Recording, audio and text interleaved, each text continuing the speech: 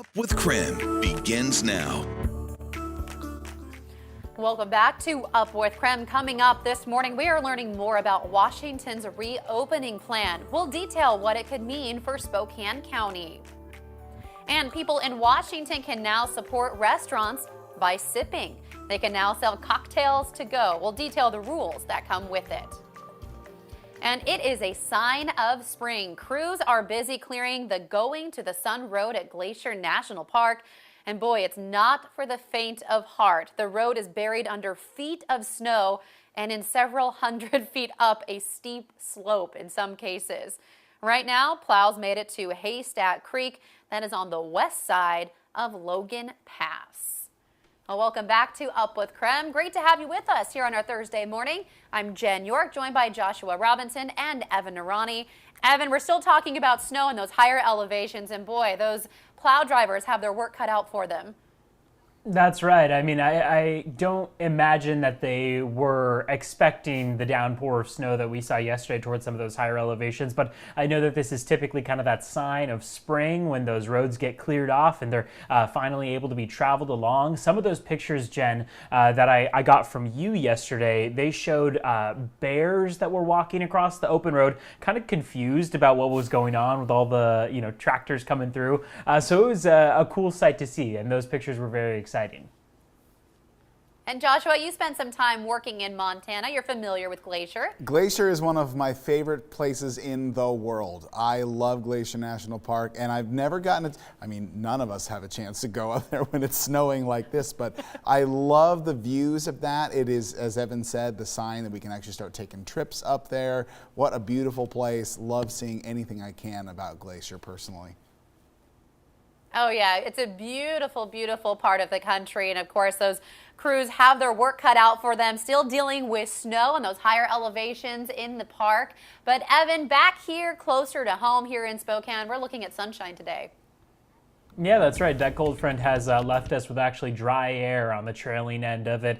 Colder air, but dry nonetheless. And so as we look at satellite radar to start off the morning, we're seeing those dry conditions across Washington and Idaho. Montana, a little bit of a different story. Some light rain and even some snow showers up toward the mountaintops, but otherwise seeing their weather dry out progressively as we go through the day as well. Now, here's the change in your temperatures. 24-hour temperature change shows 17 degrees colder in Spokane than this time yesterday morning, 11 degrees colder in Coeur d'Alene and Sandpoint, and 5 degrees colder in Moses Lake, 8 in Pullman. So across the board, colder temperatures this morning compared to yesterday morning. Hour by hour, we're going to warm up to the mid-60s this afternoon. We're looking at highs at about 62 degrees for Spokane, near 70 degree highs, and in fact above 70 in some spots of central Washington, upper 50s for North Idaho. A light breeze continues through the day, southwesterly winds mainly about 5 miles an hour or around that range. And then it looks like we'll warm up even more as we go through the rest of your work week. By the time we get to Saturday and Sunday, we're looking at mid 70 degree highs, so about 10 degrees above normal,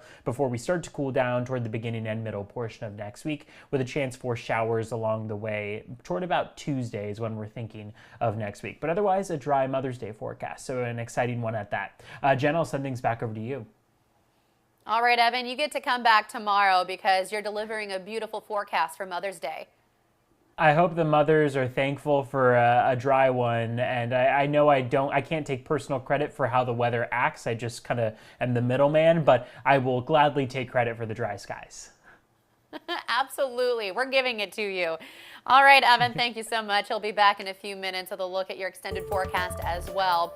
In the meantime, we do want to get to some local headlines here on our Thursday morning, including this. Multicare will furlough 6,000 employees to avoid widespread layoffs.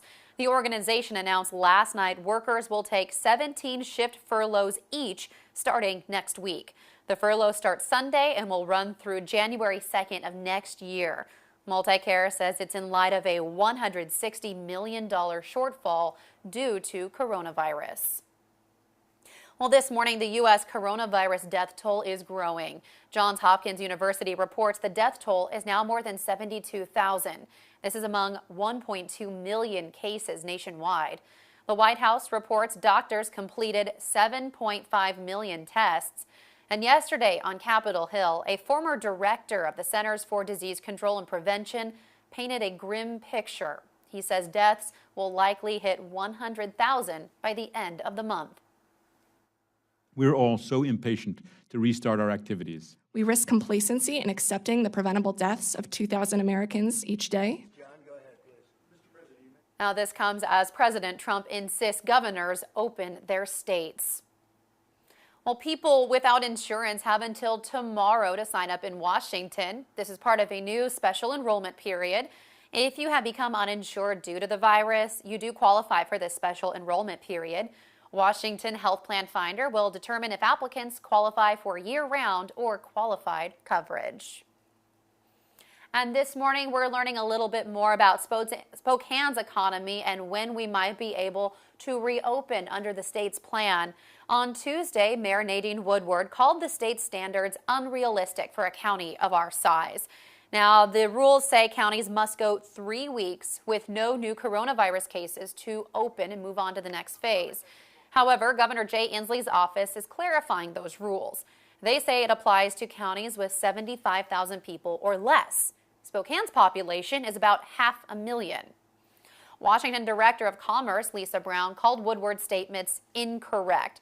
She says the State Department of Health is working to develop standards for larger counties to reopen. That's like Spokane. She says it will likely be different than initial standards set, again, for those smaller counties. And in Spokane, local health leaders say it will be some time before we see 0 cases. That will not be reachable by any larger county in the foreseeable future. Mayor Woodward released a statement in response, and it reads, "We appreciate the clarity offered today by his office and look forward to additional guidance related to reopening the Spokane region. Additional guidance and considerations based on criteria attainable by larger counties is welcomed and appreciated." And the mayor added that the Spokane region is working on a collaborative plan right now to move into phase 2. Next week, she is set to present that to Governor Inslee. Of course, that is something we will continue to track here on Up with KREM, and of course, bring you updates as always on KREM.com and the KREM 2 mobile app. Joshua, back to you. Thank you very much, Jen. 7:37 now. Moving on to some controversy out of Pullman this week after a bizarre idea has been floated by a council member at a recent city meeting. In response to Governor Inslee's announcement about how small counties could begin lifting those restrictions, council member Al Sorensen responded saying, maybe we should just stop testing so that the case numbers would go down. Our political reporter Casey Decker has more. My initial reaction was I was in kind of a little bit of shock to hear that from another, elected official. Pullman City Council members stunned on Tuesday when one member suggested doing the very opposite of what public health experts universally say is desperately needed: testing. Right at the moment, if we have one new case reported tomorrow, we go back to day one. And honestly, in my opinion, this 3-week waiting period of no new cases makes me think that maybe we shouldn't get tested. The suggestion didn't sit well with fellow council members, including Dan Records, who rebutted the idea in the meeting and later spoke with KREM. I think he was kind of half joking. So to be fair, I think there's some context there that might be missed in the headlines. But I think it was only half joking. So my concern there is that I don't think we've been doing enough testing. He said Pullman has already struggled to get adequate testing, and as a result, the virus may actually be worse in Whitman County than the 16 cases confirmed so far. At the start of testing, we didn't have enough test kits to be able to do enough testing from the beginning. So there was a lot of people that got turned away that actually had symptoms of COVID at the time. So that 16 number that people keep talking about is not an accurate reflection of the actual cases we probably have in Whitman. Record said he appreciates where his colleague is coming from, but that both the economy and public health need to be carefully protected. I do think he is reflecting a lot of frustration in the community, and especially amongst our business owners. And I really think that this isn't a situation where it's an either or. We certainly shouldn't be advocating for people to not test just so that we can get businesses to open up faster. We need to be looking at both of those things and not picking sides and saying we're going to ignore one in favor of the other. Pullman Mayor Glenn Johnson declined an interview but said he was appreciative that Records spoke up at the council meeting. Sorensen himself didn't wish to be interviewed. Casey Decker, KREM 2 News. Casey, thank you. This morning, 7:44 now here on your Thursday, and for about 2 months now, we've been answering questions during the ongoing coronavirus pandemic. And by far, the most questions we have received so far come in response to stimulus check problems. So today we're going to take a look at some of the most asked questions. First up, where is my payment? Many of us still haven't gotten our stimulus checks, and we're not alone. The government cannot make all of those payments at once, so checks are being released in phases. Just last week, the federal government started giving out checks to Social Security beneficiaries, to railroad retirees, and to veterans. And payments will continue throughout the month. Now, if you aren't required to file tax returns, IRS.gov has a portal up right now for you to fill out your basic information. And without that information, the government might not have enough to send you your check. Now, if you're not signed up for direct deposit, you'll be mailed a check. This process could take several months due to those limitations on how quickly the government can distribute your checks. If you haven't started the process of getting your check, you can visit irs.gov to see if you are eligible as well. And for the most part, U.S. citizens with a Social Security number who make up to $75,000 a year will get a payment. If it's you, look for the Get My Payment tab on irs.gov. So why doesn't Get My Payment tab work for some people? The IRS stimulus check portal is reportedly still experiencing some glitches. Some taxpayers say that they can't get past the first step, so we recommend that you do things like spell out everything using no punctuation. We're talking about things like using the words street or avenue when you're writing out your address. Some of you have also told us that you're having success with putting your address in all caps. And if these steps fail, try using your 2018 tax return data instead of 2019. Another question, why are some of us getting error messages on that Get My Payment tool? Well, this message pops up if the IRS can't determine your eligibility. One of those reasons could be because you might not have filed in 2018 or 2019, or because your information has not been fully processed yet. The site could also simply just not be able to access your information right now, but they do recommend that you keep checking. The IRS is working to keep updates on their website with new information every day.